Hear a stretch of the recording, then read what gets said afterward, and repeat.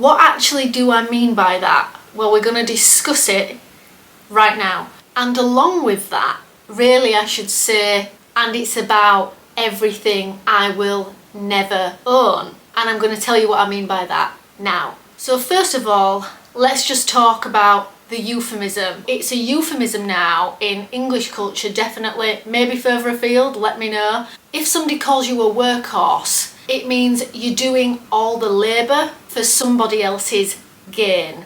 And that's really what I mean by that in the title of this video. And how does this relate to minimalism?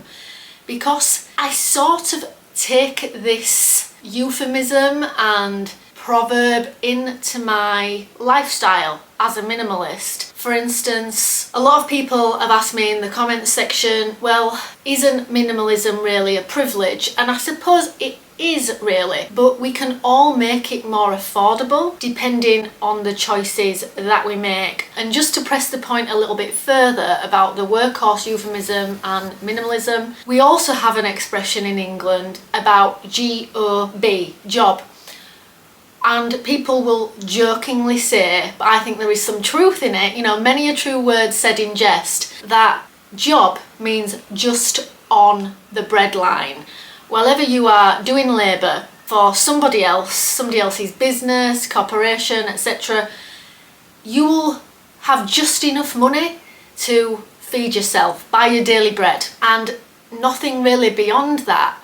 That's if they continue to, their society, the man, Uncle Sam, manages to keep telling us how to live our lives, how to spend all our money, you know, make sure we don't have any spare money to get above that breadline if we want, to not be a workhorse. Really, it's all about choices. The choices that we make every day can give us an element of privilege, can make it so that we are not being a workhorse. And I'm going to now talk about ways that even within some confines of budget, location and lifestyle, you can still improve your chances at not having to be a workhorse or just on the breadline. So first of all, I think what we are motivated by and how we live our lives definitely is influenced by our upbringing, things we have been exposed to when we were younger. And one thing that really stuck in my mind is that when I was only about 5 years old, there was what I thought was a cartoon on the television,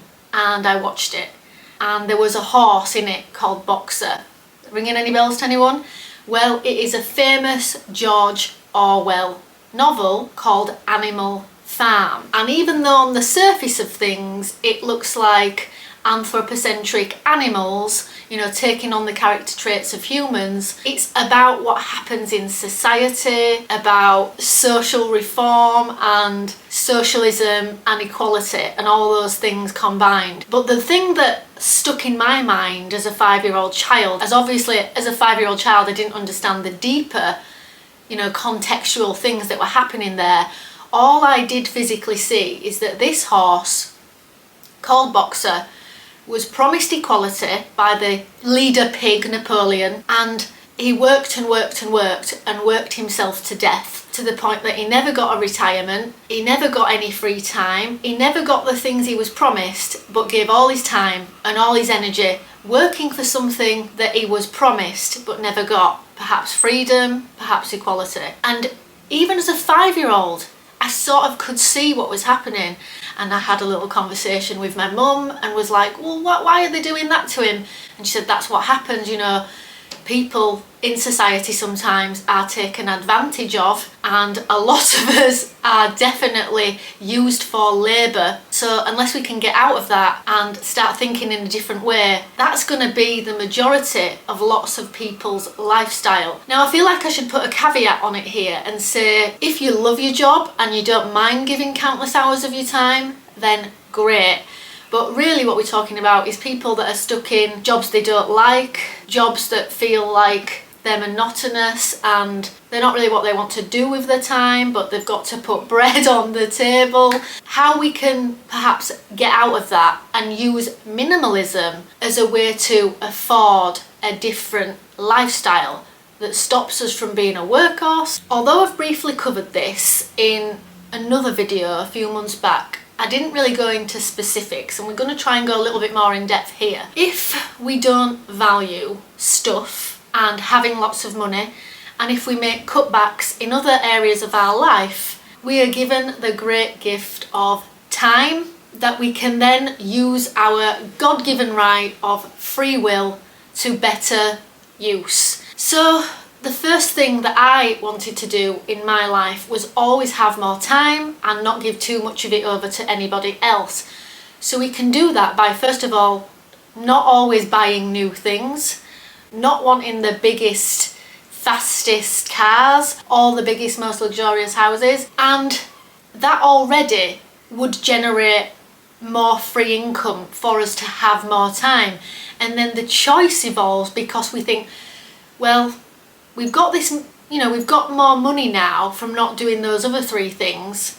Do we actually want more time as well, or more savings? Because obviously you could just use that spare money to save for future, or you could think, no, I don't necessarily care about saving for anything else. I'm happy with my little lifestyle here, so I'm going to choose to have more time. And then obviously you can downsize your daily routine and life of work. You could ask for less hours by just cutting back on the mindset of the things you thought that you previously wanted. A big car, a big house, or a fast car, a big house, and loads of different clothes and gadgets and stuff. If all of a sudden we don't want to spend our money on all those things, the time we were giving in a job for those things, we don't need to work all those hours anymore, because we don't need all those things. If you're somebody out there at the other side of this camera, watching videos like this on minimalism, and you're thinking, oh, these minimalist lifestyles, they seem to have lots of time, they're doing what they want, they have loads of hobbies, and I'm here stuck in this job, giving all my time away. How do they do it? The two main ways that I personally do it, and I'm thinking that most other minimalists do it,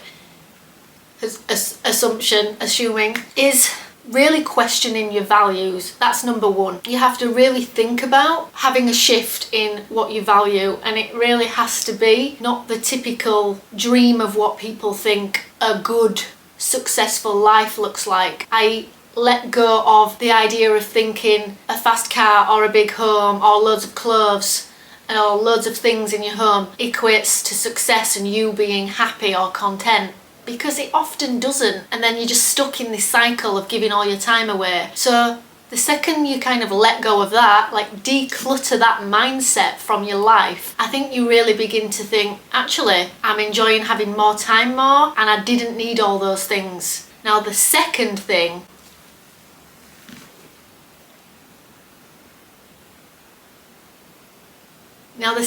thing is to do with lifestyle as well. So often, alongside minimalism, we see slow living, simple life. So to slow down again, we often need more time. And I've already spoke about how we get to that, so I won't repeat myself again. But there's also, with backing up that lifestyle and that mindset of the number one thing I mentioned, is living quite prudently. I don't like to use the word frugal, because in the region I'm from, frugal means a meagre existence, and it means being miserly, which is thought of a little bit negatively. So I prefer the word prudent, which for anyone who doesn't know just means living reasonably in the now, with just like a little bit of an eye, like a little bit of a nod to the future. So you're not like just blindlessly spending all your money now like there is no tomorrow, because hopefully there will be a tomorrow for, all of us. So it's learning to live prudently and making some slight budgets, not truly budgeting, but just being mindful about how much you are spending. For instance, I love a coffee out as much as the next person, even though I've got a coffee machine, because I do work from home. It's my little way of getting out in the community. So I limit myself to around 3 coffees out a week. I'm not always strict about that. Sometimes it might be 4, sometimes it might be 5, but in general I have that rough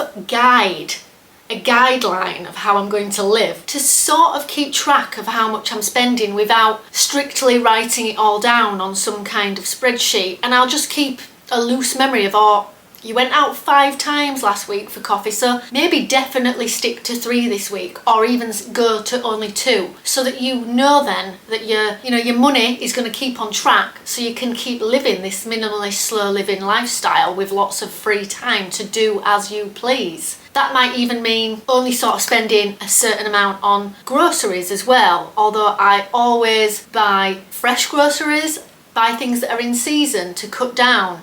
Be sensible whilst also still looking after your health, because I do believe, the one thing I do actually believe, is that what we spend on food is an investment for our future health.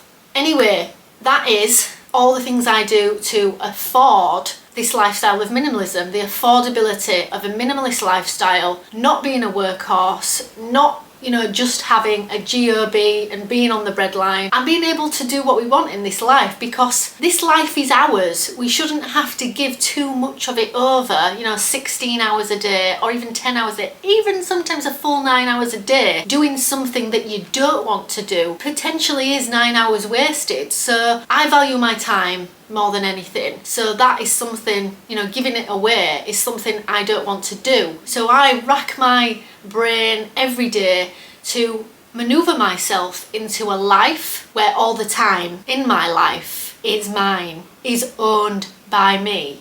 So going back to one of the things that I may have put on the thumbnail yet, I've not decided on my thumbnail for this video yet, really how you afford a minimalist lifestyle, and not just being a minimalist, getting rid of stuff and decluttering things, is to think about everything you will never own.